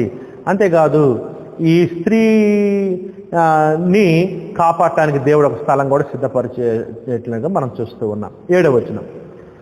అంతటా పరలోకమందు యుద్ధము జరిగెను. మిఖాయిల్ను అతని దూతలను ఆ గడసర్పముతో యుద్ధము చేయవలని ఉండగా, చూసారా, అపవాది క్రీస్తును జయించలేకపోయాడు. క్రీస్తు పునరుద్ధాన్ని తిరిగి లేచి తండ్రి కుడి పార్శ్వన ప్రభుగా ఏర్పడ్డాడు. అక్కడ క్రీస్తు ప్రభుతో యుద్ధం చేయడం, పరలోకంలోనికి ప్రవేశించే ప్రయత్నం చేస్తున్నాడు అపవాది. క్రీస్తు అక్కడ ఉన్నాడు కదా అని. అయితే అక్కడ ఏం జరిగింది? యుద్ధం జరిగింది. పరలోకమందు యుద్ధము జరిగిన మిఖాయిల్ను అతని దూతలను, క్రీస్తు పక్షాన ఉన్నటువంటి మిఖాయిల్ అతని దూతలు ఆ గడసర్పముతో అపవాదితో యుద్ధము చేయవలనగా ఆ గడసర్పమును దాని దూతలను యుద్ధము చేసిరి గాని గెలువలేకపోయిరి గనుక పరలోకమందు వారికి స్థలము లేకపోయాను. అపవాది వాని సంబంధులు యుద్ధంలో ఓడిపోయారు, నెట్టివేయబడ్డారు. క్రీస్తు మీద ఎటువంటి జయం లేదు. క్రీస్తు రాజులకు రాజు, ప్రభులకు ప్రభు. అంతేకాదు క్రీస్తు యొక్క సువార్త నమ్మి బాప్తిస్మిస్తున్న వాళ్ళు క్రీస్తు యొక్క రాజ్యంలోనికి వస్తూ ఉంటారు. అపవాది రాజ్యంలో నుంచి క్రీస్తు యొక్క రాజ్యంలోనికి వస్తూ ఉంటారు, పాపులను గ్రహించి మనసు మార్చుకొని. ఇట్లా చూసినప్పుడు అపవాదికి చాలా కోపం వేస్తుంది. ఏంటంటే ఆ సర్పానికి కోపం వస్తుంది. ఎందుకంటే నా రాజ్యంలో ఉన్నటువంటి వాళ్ళు, పాపంలో ఉన్నవాళ్ళు, శాపంలో ఉన్నవాళ్ళు, చీకట్లో ఉన్న వాళ్ళని క్రీస్తు ప్రభు మరణ సమాధి పునరుద్ధానం ద్వారా ఆయన రాజ్యంలోకి వెళుతున్నారే, నా రాజ్యంలో నుంచి ఆ రాజ్యంలోకి వెళుతున్నారనేటువంటి ద్వేషం అపవాదులు కనపడుద్ది. అందుకని అపవాది ఏం చేస్తున్నాడంటే క్రీస్తు రాజ్యాన్ని, ఆయన సంఘాన్ని హింసించడానికి తీర్మానం చేసుకుంటాడు ఇక్కడ. కాగా సర్వలోకమును మోసపుచ్చు అపవాదనియు సాతాననియు పేరు గల ఆది సర్పమైన ఆ మహాగ్రసం పడద్రోయబడెను. చూసారా, క్రీస్తు పడద్రోయించాడు అపవాదిని. క్రీస్తు మీద జయం సాధించలేకపోయాడు. క్రీస్తు రాజు అయ్యాడు. ఆయన రాజ్యంలోకి మొదట 3000 మంది, తర్వాత 5000 మంది, తర్వాత సర్వలోకంలో ఉన్నవాళ్ళు కూడా అపవాది సంఖ్యల నుంచి, చీకటి నుంచి, పాపం నుంచి, అపవాది రాజ్యంలో నుంచి క్రీస్తు యొక్క రాజ్యంలోనికి మొదట 3000, ఆ తర్వాత 5000, ఆ తర్వాత సర్వలోకంలో క్రీస్తు యొక్క రాజ్యం విస్తరిస్తూ ఉంటుంది. క్రీస్తు యొక్క సువార్త, రాజ్య సువార్త ద్వారా ఈ విషయం అపవాది చూస్తుంటాడు. ఆ తట్టుకలేక క్రీస్తు యొక్క రాజ్యాన్ని హింసించడానికి తీర్మానం చేసుకుంటున్నట్లుగా మనం చూస్తాం. మరియు ఒక గొప్ప స్వరం పరలోకమందు ఇలాగ చెప్పటం వింటనే, రాత్రి మగళ్ళు మన దేవుని ఎదుట మన సహోదరుల మీద నేరం మోపువాడైన అపవాది పడద్రోయబడినాడు గనక ఇప్పుడు రక్షణ, శక్తియు, రాజ్యం మన దేవుని ఆయను, ఇప్పుడు అధికారము ఆయన క్రీస్తు. ఆయన ఇప్పుడు క్రీస్తు సర్వాధికారి. దేవుడు సర్వాధికారం క్రీస్తుకి ఇచ్చాడు. క్రీస్తు ప్రభు యొక్క రాజ్యమే దేవుని యొక్క రాజ్యమైనది. వారు గొర్రెపిల్ల రక్తమును బట్టి, అంటే నమ్మి బాప్తిస్మని క్రీస్తు రక్తం తాము పాపాలు కడుక్కుంటారు కాబట్టి, తామిచ్చిన సాక్ష్యాన్ని బట్టి వారిని జయించిన మరణం వరకు నమ్మకంగా ఉంటారు. క్రీస్తుకి సువార్తను ప్రకటిస్తుంటారు. మరణం వరకు తాము ప్రాణంలో ప్రేమించిన వారు కాదు. వీరు క్రీస్తు యొక్క రాజ్య సంబంధులు, నమ్మకమైన వాళ్ళు. అందుచేత పరలోక నివసులారు ఉత్సహించుడి. భూమి, సముద్రమా మీకు శ్రమ. అదిగో భూలోకం శ్రమ అంట. అపవాది తనకు సమయము కొంచెం అని తెలుసుకొని బహుక్రోధము గలవాడే మీ యొద్దకు దిగి వచ్చినాడని చెప్పాను. మీ యొద్దకంటే భూలోకంలోనికి, అంటే క్రీస్తు యొక్క సంఘం ఉన్నదిగా భూలోకంలో, పరలోక నివాసులుగా ఉన్నటువంటి వారు, పరలోకంలో పౌరసత్వం కలిగినటువంటి భూలోకంలో క్రీస్తు సంఘం ఉందిగా. క్రీస్తు యొక్క రాజ్య సంబంధులు వారిని హింసించడానికి క్రోధంతో అపవాది దిగి వస్తున్నాడు. 11వ వచనం. ఆ ఘట సర్పము తాను భూమి మీద పడద్రోయబడినట్లు చూచి ఆ మగ శిశువుని కన్నా స్త్రీని హింసించను. చూసారా, అంటే స్త్రీని హింసిస్తున్నాడంటే స్త్రీ సంబంధాలు ఎవరు? ఆ యొక్క సంఘము. అందువల్ల ఆమె అరణ్యములో ఉన్న తన చోటికి ఎగురినట్లు గొప్ప పక్షిరాజు రెక్కలు 2 ఆమెకి ఇవ్వడును. అంటే అర్థం ఏంటంటే దేవుడు తన సంఘానికి, తన ప్రజలకి, దేవుడికి సంబంధించిన స్త్రీకి శోధనలు ఎదుర్కొనే శక్తినిస్తాడు. శోధనలు జయించే శక్తిని, తప్పించుకునే మార్గాన్ని ఏర్పాటు చేస్తాడు. అచ్చట ఆ సర్ప ముఖమును చూడకుండా ఆమె ఒక కాలములో అర్ధకాలం పోషింపడును. కావున ఆ స్త్రీ ప్రవాహమునకు కొట్టుకొని పోవాలని ఆ సర్పము తన నోటి నుండి నీళ్లు నదీ ప్రవాహముగా ఆమె వెనుక వెలగ్రక్కిన కానీ. చూసారా అపవాది ఎంత కీర్తులు చేస్తున్నాడు స్త్రీని లోపరచడానికి. భూమి ఆ స్త్రీకి సహకారే తన నోరు తెరిచి ఆ ఘట సర్పము తన నోటి నుండి క్రక్కిన ప్రవాహం మృంగివేసెను. అందుచేత ఆ ఘట సర్పము ఆగ్రహము తెచ్చుకొని దేవుని ఆజ్ఞలు గైకొనొచ్చు యేసుని గురించి సాక్ష్యమిచ్చుచూ ఉన్న వారైన ఆమె సంతానములో శేషించిన వారు, అంటే క్రీస్తు యొక్క సంబంధులు క్రైస్తవులు, ఆమె సంతానంలో శేషిత వారితో యుద్ధము చేయటకై బయలు వెళ్ళి సముద్ర తీరము నిలిచెను. చూసారా సాతానుడు క్రీస్తు యొక్క సంఘాన్ని హింసించడానికి. ఎందుకంటే క్రీస్తు మీద నేటి కూడా విజయం సాధించలేకపోయాను, క్రీస్తు యొక్క శరీరం ఆయన సంఘం మీదనే విజయం సాధిద్దామని అపవాది క్రైస్తవుని హింసిస్తున్నాడనే విషయం ప్రకటనలో మనకు స్పష్టంగా చెప్పబడింది. అపవాది ఏమనుకుంటాడంటే నేనొక్కనే కాదు, నా దెయ్యాలు దురాత్మలే కాదు, ఈ రోమా సామ్రాజ్య చక్రవర్తులను కూడా నేను సహాయం తీసుకోవాలి, వాళ్ళ సహాయం కూడా. అంతేకాదు రోమా రాజ్యంలో ఉన్నటువంటి అబద్ధ ప్రవక్తలు విగ్రహారాధన పోల్చిన సపోర్ట్ తీసుకోవాలి నేను. అంతేకాదు భూరాజులు, రోమా చక్రవర్తుల కింద ఉన్నటువంటి భూరాజుల సైన్యము, భూనివాసులను కూడా అపవాది తన చెప్పు చేతులకు వాళ్ళందరినీ శోధించి తను లోపరుచుకొని క్రైస్తవులని హింసించడానికి, క్రీస్తు యొక్క సంఘాన్ని ఆయన యొక్క రాజ్యాన్ని హింసించడానికి, శ్రమ పెట్టడానికి అపవాది తీర్మానం చేసుకుంటున్నట్లుగా మనం చూస్తున్నాము. అందుకని సహోదరులారా, మొదటి శతాబ్దంలో క్రైస్తవులు హింసించబడడానికి వెనకాల కారణం 3 కారణాలు ఉన్నాయి. ఒక కారణం దేవుడు అనుమతి ఇచ్చాడు. రెండో కారణం అపవాది క్రీస్తు యొక్క సంఘాన్ని హింసించాలని, నాశనం చేయాలని ప్రయత్నిస్తూ ఉన్నాడు అని కూడా మనం చూసాము. అపవాదికి ఎందుకు అంత కోపం క్రీస్తు యొక్క సంఘం అంటే క్రీస్తుని జయించలేకపోయాడు కాబట్టి క్రీస్తు సంఘాన్ని నాశనం చేద్దాం అపవాది యొక్క ఉద్దేశము. అపవాది క్రీస్తుని జయించలేకపోయాడు. మత్తయి సువార్త 4వ అధ్యాయం క్రీస్తువుని శోధించాడు అపవాది, కానీ క్రీస్తువు శోధనలు జయించాడు.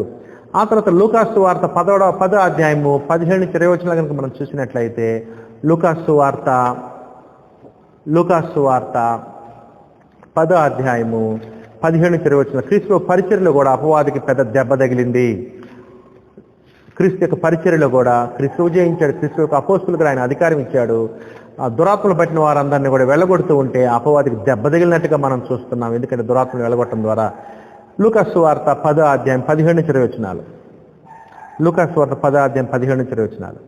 ఆ 70 మంది శిష్యులు సంతోషముతో తిరిగి వచ్చి, ప్రభు ఆ దెయ్యములు కూడా నీ నామం వలన మాకు లోబడుచున్నవని చెప్పగా ఆయన సాతాను మెరుపులు ఆకాశం నుండి పడుట చూచితిని, ఇదిగో పాములను త్రేళ్లను త్రొక్కుటకును శత్రు బలవంతుడి మీద మీకు అధికారం అనుగ్రహించినాను, ఏది మీకు ఎంత మాత్రం హాని చేయదు, ఆయనను దెయ్యములు మీకు లోబడుచున్నవని సంతోషముగా మీ పేరులు పరలోకమందు వ్రాయబడినవని సంతోషించుడని వారితో చెప్పాను. చూసారు, ఇక్కడ కూడా సాతానునికి క్రీస్తువును శోధించాడు, జయం పొందలేకపోయాడు. అంతే క్రీస్తు తన శిష్యులకు అధికారం ఇచ్చి దురాత్మను వెలగొట్టడం ద్వారా అపవాది మీద జయాన్ని క్రీస్తు చూపుతూ ఉన్నాడు. అపవాదికి ఇంకొక దెబ్బ కూడా పడింది, ఇక్కడ ఇంకొక దెబ్బ కూడా తగిలింది.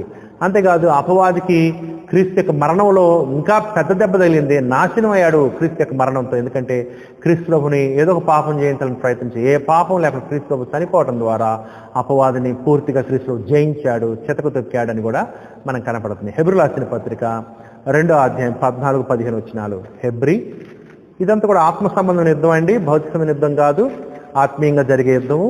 క్రీస్తుకి అపవాదికి, క్రీస్తు సంబంధులకి అపవాది సంబంధులకి. హెబ్రీయులకు రాసిన పత్రిక 2వ అధ్యాయం 14-15 వచనాల్లో కూడా క్రీస్తు ప్రభు మరణం ద్వారా ఈ యొక్క అపవాదిని నాశనం చేయటం, పెద్ద దెబ్బ కొట్టడం మనం ఇక్కడ చూస్తాం. హెబ్రీయులకు రాసిన 2వ అధ్యాయం 14-15 వచనాలు. 14-15. కాబట్టి ఆ పిల్లలు రక్త మాంసములు గలవారైనందున ఆ ప్రకారమే మరణం యొక్క బలము గలవాడిని అనగా అపవాదిని మరణము ద్వారా నశింపజేయుటకును జీవితకాలమంతయు మరణ భయము చేత దాస్యముకు లోబడిన వారిని విడిపించుటకును ఆయన కూడా రక్త మాంసంలో పాలివాడాయను. చూసారా క్రీస్తు ప్రభు ఎలా నశింపజేస్తున్నాడు అపవాదిని మరణము ద్వారా నశింపజేయటం. క్రీస్తు ప్రభు మరణం ద్వారా అపవాది చితక తొక్కబడ్డాడు.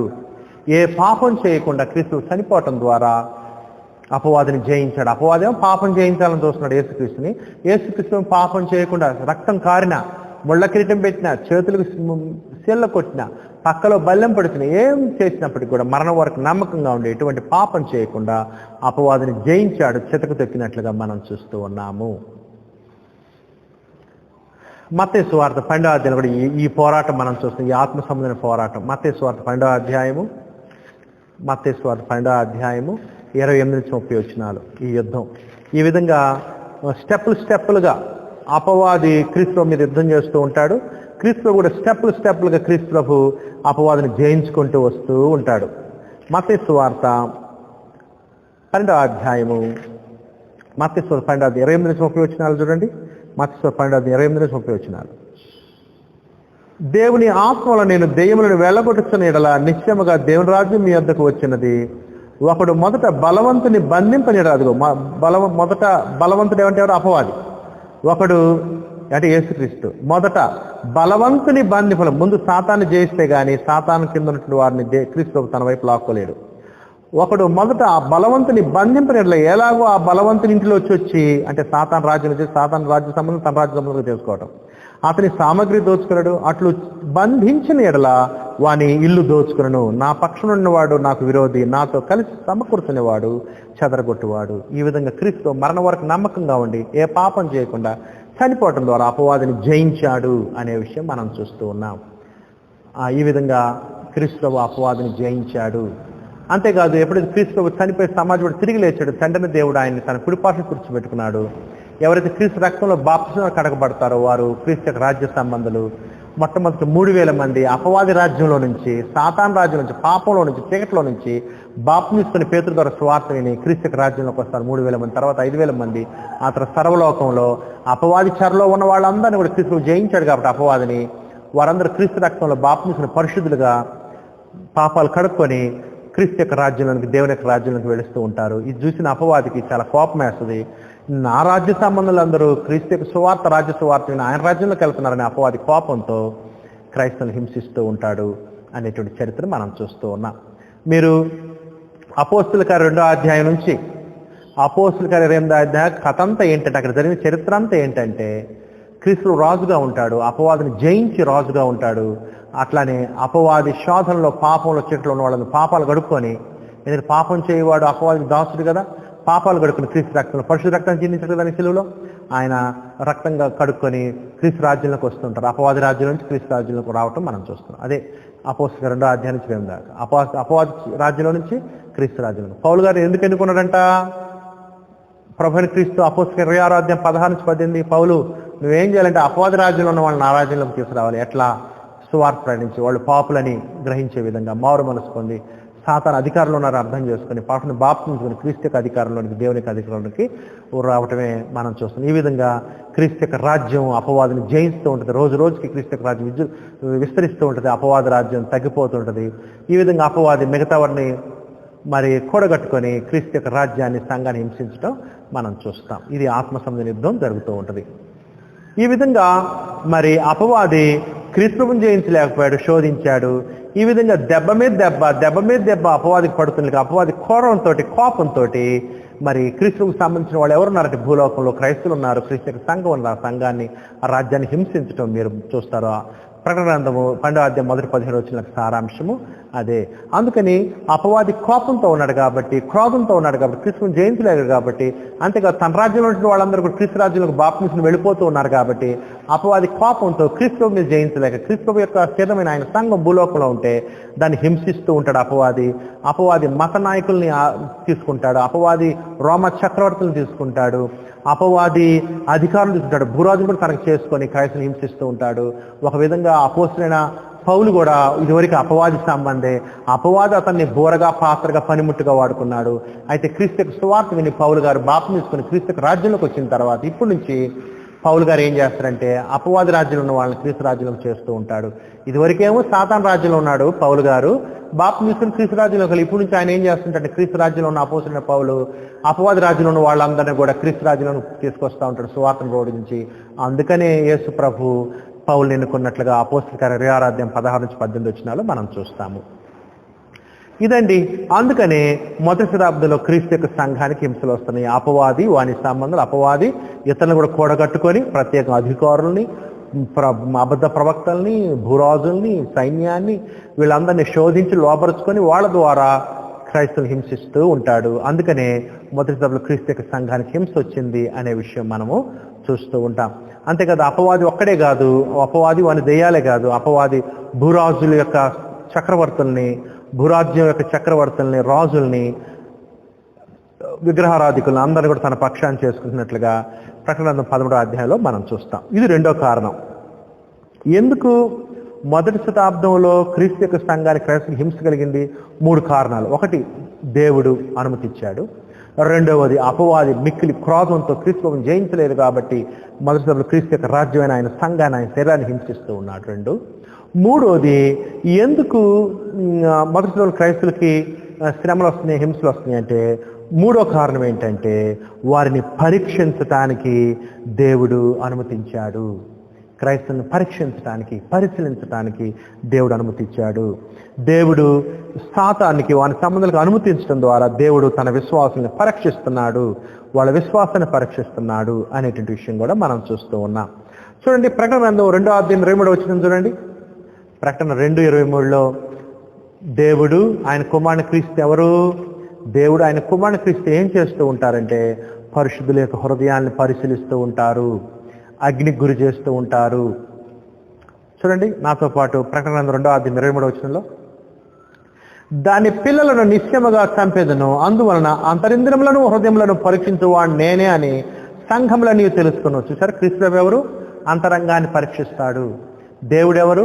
అంతరంగాన్ని పరీక్షిస్తాడు, విశ్వాసులు హృదయాల్ని. దేవుడు తన కుమారుని క్రీస్తు ద్వారా మనుషుల యొక్క అంతరంగాన్ని, క్రైస్తుల యొక్క అంతరంగాన్ని పరీక్షిస్తూ ఉంటాడు. అందుకని ఈ శ్రమ వచ్చింది. వాళ్ళని ఒక విధంగా సాతానేమో శోధిస్తున్నాడు, నాశనం చేయడానికి, దేవుని దూరం చేయడానికి. దేవుడేమో పరీక్షిస్తున్నట్లు, వాళ్ళు నిలిచి ఉంటారా లేదా, దేవునికి లోపడతారా లేదా, దేవుని పట్ల గొప్ప ప్రేమ, విశ్వాసం, భక్తి శ్రద్ధలు కనపరుస్తారా లేదా, అన్నిటికంటే ఎక్కువగా దేవుని, ఆయన కుమారుని క్రీస్తుని, సంఘాన్ని ప్రేమిస్తారా లేదా అనేటువంటి పరీక్ష జరగటానికి ఈ విధంగా అనుమతించినట్లుగా మనం చూస్తున్నాం. ప్రకటన గ్రంథము 13వ అధ్యాయం 9వ వచనం చూడండి. బైబిల్స్ ఉన్న వాళ్ళు ప్రకటన గ్రంథం 13వ అధ్యాయం 9వ వచనం చూడండి. ప్రకటన 13:9. ఎవడైనను చెవిగలవాడైతే వినుగాక, ఎవడైనను చెరపట్టవలని ఎడల వాడు చెరలోనికి పోవును, ఎవడైనా ఖడ్గము చేత చంపిన ఎడల వాడు ఖడ్గము చేత చంపబడవలను. ఈ విషయములో చూడండి, ఇక్కడ ఏం జరుగుతుంది? ఈ విషయంలో పరిశుద్ధుల ఓర్పును విశ్వాసమును కనబడును. అది పరిశుద్ధుల ఓర్పును విశ్వాసమును దేవుడు ఆయన కుమారుని క్రీస్తు పరీక్షిస్తున్నారు. అందుకని మొదటి శతాబ్దంలో ఈ శ్రమలు రావడానికి ఒక కారణం ఏంటంటే విశ్వాసులకు పరీక్ష జరుగుతుంది. వాళ్ళ విశ్వాసానికి పరీక్ష, దేవుని పట్ల వాళ్ళ విశ్వాసానికి పరీక్ష, క్రీస్తు పట్ల వారి విశ్వాసానికి పరీక్ష, వారి ఓర్పుకు పరీక్ష, వారి సహనానికి పరీక్ష, వారి ఓపిక పరీక్ష. ఈ పరీక్షలో వాళ్ళు నిలబడితే దేవుణ్ణి, ఆయన కుమారుని క్రీస్తుని ఎక్కువగా ప్రేమించిన వారు అవుతారు. మనం ఏం చేయాలి ఈ లోకంలో జీవిస్తున్నప్పుడు? మత్తయి సువార్త 6:30 కాగా మొదట ఆయన నీతిని, రాజ్యమును వెతుకుడి. ఆ విధంగా మొదట మనం దేని వెతుకుతున్నాం అనే దానికి పరీక్ష. మనం దేవుని కంటే, క్రీస్తు కంటే ఎక్కువ ఎవరిని ప్రేమించకూడదు. మన ప్రాణం కంటే, మన బంధువుల కంటే, అన్నదమ్ముల కంటే, అక్కచెల్లెల కంటే, ధనం కంటే, ఉద్యోగాల కంటే, వ్యాపారాల కంటే, అన్నిటికంటే కూడా మనం దేవుని, ఆయన కుమారుని క్రీస్తుని మొదట ప్రేమించాలి. అది న్యాయమే. దేవుడు మనకిచ్చే దేవుళ్ళను చూసినప్పుడు, దేవుడు మనకి చేస్తున్నా చేయబోయేటువంటి ఆశీర్వాదాలు మనం ఆలోచించినప్పుడు అన్నిటికంటే, అందరికంటే ఎక్కువగా దేవుడిని ప్రేమించడానికి మన క్రీస్తునికి లోబడటం న్యాయమే అనే విషయం మనకు కనపడుతుంది. అందుకని ఒక విధంగా మరి పరీక్ష కోసం దేవుడు అనుమతించాడు. దేవుని అనుమతి ఉన్నది మొదటి కారణం చూసాము. రెండవది, అపవాది కోపంతో నాశనం చేయాలని శోధిస్తున్నాడు. మూడవది, విశ్వాసులకు పరీక్ష జరుగుతుంది, విశ్వాసులను పరీక్షించడానికి దేవుడు అనుమతించాడని కూడా మనకు కనపడుతుంది. ప్రకటన గ్రంథం 14:12 చూడండి. బైబిల్స్ ఉన్నవాళ్ళు ప్రకటన గ్రంథం 14వ అధ్యాయం 12వ వచనం. ప్రకటన 14:12. దేవుని ఆజ్ఞలను, యేసును గురించిన విశ్వాసమును గైకొనుచున్న పరిశుద్ధుల ఓర్పు ఇందులో కనబడును. ఒక విధంగా ఈ శ్రమలను అనుమతించడం ద్వారా మొదటి శతాబ్దంలో క్రైస్తవులను దేవుడు, ఆయన కుమారుని క్రీస్తు పరీక్షిస్తున్నారు, పరిశీలిస్తూ ఉన్నారు, పరిశోధిస్తూ ఉన్నారు అనే విషయం మనం చూస్తూ ఉన్నాం. ఈ ఈ ఈ భావం ప్రకటన గ్రంథం 27వ పుస్తకంలోనే కాదు, మిగతా క్రొత్త నిబంధనలు 26 పుస్తకాలు కూడా ఈ భావం ఉంది. బంగారాన్ని ఎలా అయితే మరి కొలిమికి, వేడికి గురి చేసినప్పుడు శుద్ధ అయిద్దో, అట్లానే బంగారము కంటే అమూల్యమైన మీ విశ్వాసము ఈ యొక్క శోధనల చేత పరీక్షలకు నిలిచిందాయి, మెప్పు, ఘనత, దేవుళ్ళు పొందడానికి కారణమైద్దని కూడా పేతురు గారు చెప్పారు కదా. అట్లానే మరి దేవుడు పరీక్షించడానికి క్రీస్తు పరీక్షించడానికి ఈ శోధనలకు అనుమతించినట్లుగా మనం చూస్తున్నాం. ఈ పరీక్షలో మనం ఏం చేయాలంటే నెగ్గాలి, పరీక్షలో నిలబడాలి. ఈ దేనికి పరీక్ష అంటే మన విశ్వాసానికి, మన ఓపికకి, దేవుని పట్ల మన ప్రేమకు. మొట్టమొదటి దేనికి ప్రాధాన్యత ఇస్తున్నాం? మన ప్రాణానిక, మన శరీర కోరికలుగా దేవునిక, మనము వ్యాపారానికి ప్రాధాన్యస్తున్నాం దేవునిక, దేనికి ప్రాధాన్యస్తున్నాం అనేటువంటిది మనకు తెలియజేస్తుంది. అంతేకాదు ఈ శోధనలు కనుక మనం నిలబడినట్లయితే మనం సువర్ణం వలె ఉంటాము, ఆత్మీయంగా బలం పొందుతాం. శోధనలు ఎదుర్కొన్నట్లయితే యోబు గారు ఇటువంటి రకమైన శోధనలు అనిపిస్తున్న ఒక చక్కటి మాట అన్నాడు. ఈ మాట మొదటి సభలో క్రైస్తవులకు నేడున్న మనకు కూడా ఎంతో దీవెనకరంగా ఉంటుంది. ఈ మాట చూడండి, యోబు గ్రంథం 23వ అధ్యాయము 10-12 వచనాలు. యోబు గ్రంథం 23వ అధ్యాయము 10-12 వచనాలు. ఎప్పుడు మనం శ్రమలో ఉన్నప్పుడు, శోధనలో ఉన్నప్పుడు, బాధలో ఉన్నప్పుడు, ఇబ్బందులో ఉన్నప్పుడు, దుఃఖంలో ఉన్నప్పుడు ఈ వచనాలు చదివితే చాలా ఆదరణ, జ్ఞానము, బుద్ధి, వివేకం వస్తాయి. శోధన జయించడానికి శక్తినిస్తాయి ఈ వచనాలు.